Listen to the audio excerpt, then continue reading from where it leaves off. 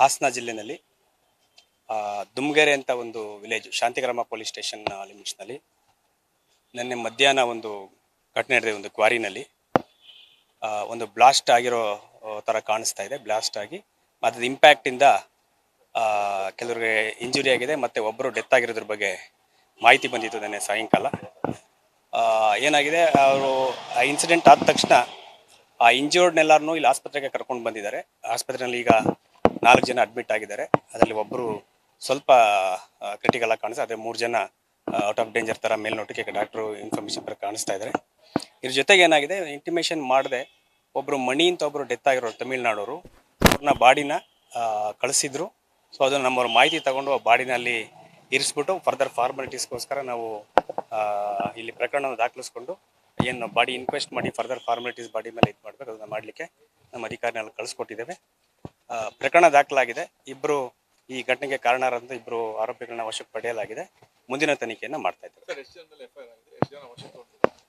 ಅಂದರೆ FIR ಅಂದರೆ overall ಅವರು ಓನರ್ ಯಾರಿದ್ದಾರೆ, ಓನರು ನಡೆಸಿದ್ದವರು ಅಂತವ್ರು ಮ್ಯಾನೇಜರ್ ಆ ಥರ ಇದಾಗಿದೆ. ಇಬ್ಬರನ್ನು ವಶಕ್ಕೆ ಪಡೆದಿದ್ದೇವೆ. ಮುಂದಿನ ತನಿಖೆನ ನಾವು ಮಾಡ್ತೇವೆ. ಈಗ ಫಸ್ಟು ಇಲ್ಲಿ ಆಸ್ಪತ್ರೆಗೆ ಬಂದು ಅಂದರೆ ಬ್ಲಾಸ್ಟ್ ಅದೇ ಫಸ್ಟ್ ಏನಾಗಿದೆ, ನಮಗೆ ಇನ್ಫಾರ್ಮೇಷನ್ ಬಂದಾಗ ಇಲ್ಲಿ ಆಸ್ಪತ್ರೆಗೆ ಬಂದು ಇಂಜೂರ್ಡ್ನ ಮಾತಾಡಿಸಿದಾಗ ಅವರು ಮಣ್ಣು ಕುಸಿತು ಮೇಲಿಂದ ಬಿದ್ವಿ ಅಂತ ಹೇಳ್ತಾ ಇದ್ರು. ಈಗ ನಾನು ಕೇಳಿದವರು ಸ್ವಲ್ಪ ಕನ್ಫ್ಯೂಸಿಂಗ್ ಆಗಿ ಹೇಳ್ತಾ ಇದ್ರು. ಆದರೆ ಸ್ವಲ್ಪ ಬಾಡಿ ಮೇಲೆ ಇಂಜುರೀಸ್ನ ನೋಡಲಾಗಿ ಬ್ಲಾಸ್ಟ್ ಆಗಿರೋ ಸಾಧ್ಯತೆ ಇದೆ. ಹಾಗಾಗಿ ನಮ್ಮ FSL ಟೀಮ್ ಸಹ ಬರ್ತಾ ಇದೆ, ಬಂದು ಅದನ್ನೆಲ್ಲದನ್ನು ಡಿಟೇಲ್ ಆಗಿ ವೆರಿಫೈ ಮಾಡ್ತಾರೆ.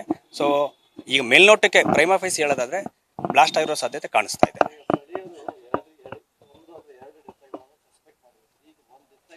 ಹೌದು, ಇದಕ್ಕೆ ಇನ್ನು ಡಿಟೇಲ್ ಆಗಿ ನೋಡ್ತಾ ಇದೀವಿ. ಆದರೆ ನಮಗೆ ಇದುವರೆಗೂ ಮಾಡಿರೋ ಇನ್ವೆಸ್ಟಿಗೇಷನ್ ಪ್ರಕಾರ ಡೆತ್ ಆಗಿರೋಂಥದ್ದು ಒಂದು.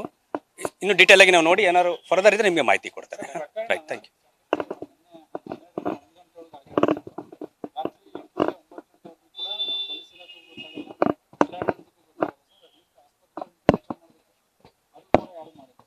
ಹೌದು, ಅದ್ರ ಬಗ್ಗೆ ವೆರಿಫೈ ಮಾಡಿಸ್ತಾ ಇದ್ದೇವೆ.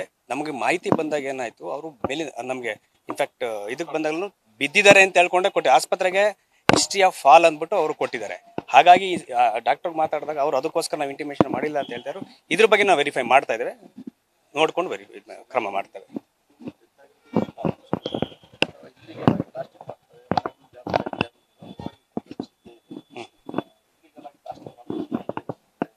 ನೋಡ್ತೀವಿ. ಯಾಕೆಂದರೆ ಈಗ ಲೈಸೆನ್ಸ್ ಟು ಮ್ಯಾಗ್ಝಿನ್ಸ್ ಅಂತ ಬರ್ತೀವಿ. ಒಂದು ಕ್ವಾರಿ ಇರುವಂಥದ್ದು ಒಂದು ಪಾರ್ಟು.